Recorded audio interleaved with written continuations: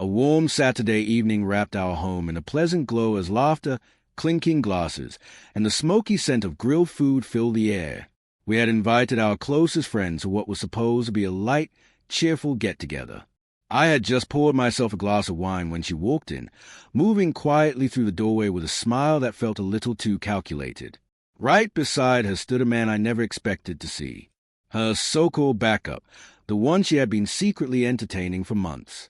For a moment, my stomach dropped, but I forced my expression to stay steady. None of our guests had any idea about the tension simmering just beneath the surface. She strolled in confidently, looping her arm through his and whispering something that made him chuckle. I watched calmly as the atmosphere in the room shifted, subtle but unmistakable. People were curious about the newcomer, but no one had the faintest clue about the truth behind his presence. The adrenaline rushed through me, but I reminded myself, power comes from control. Instead of reacting, I breathed deeply and smiled at those around me, letting my composure speak for itself. Then, in the most relaxed tone I could manage, I looked straight at him and said, "Go ahead, man, take over." The delivery was casual, almost playful, but the meaning behind it hit like a thunderclap.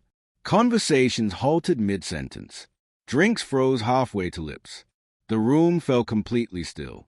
Her eyes flew wide open. That confident smirk she wore vanished instantly. She had never expected me to hold such steady, unshakable control. A heavy silence dropped over the room. Everyone tried to make sense of the tension and the sheer audacity of the moment. I didn't yell. I didn't accuse her. I didn't lose myself to anger.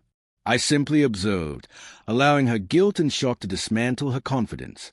Quietly, I murmured again, "Take over, pal." Almost like I was testing her courage while smiling as if the situation amused me. The shockwave was immediate. The gathering was no longer about the party. It had become a quiet showdown, an undeniable truth hanging in the air for all to feel. Her complexion drained of color. She opened her mouth, but no sound followed.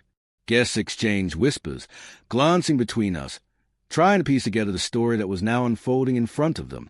Even her Plan B man looked uneasy, realizing he had stepped into something far more complicated than he had expected. Rather than stirring up the drama, I gestured calmly toward the other side of the room and said softly, "Feel free to settle in."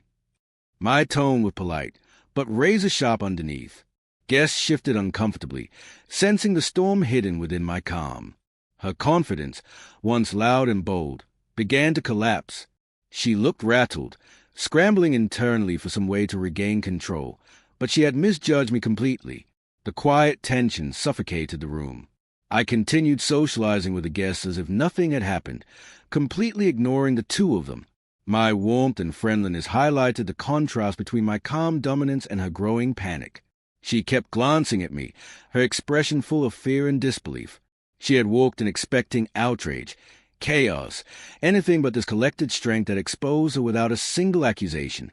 Her companion tried to speak, perhaps to defend himself, but I simply smiled and replied, "You've already said enough."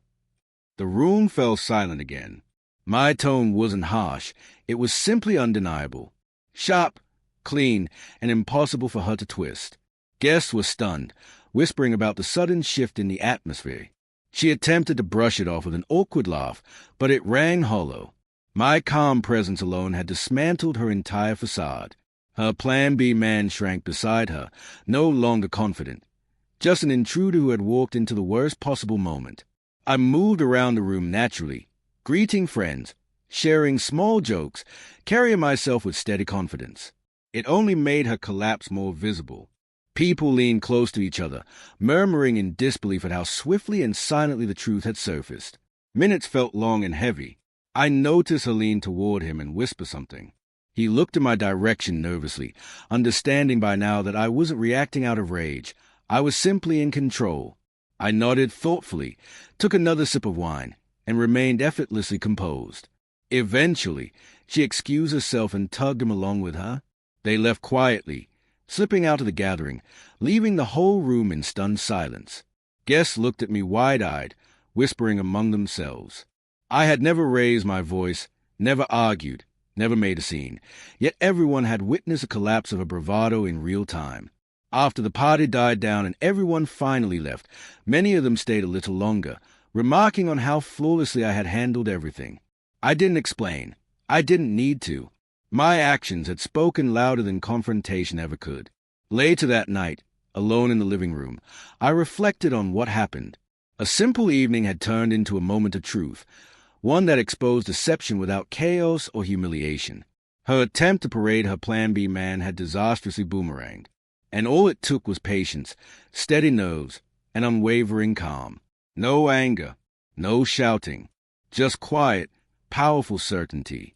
That night made one thing clear. Dignity and composure will always outweigh rage. And everyone who witnessed it walked away knowing that.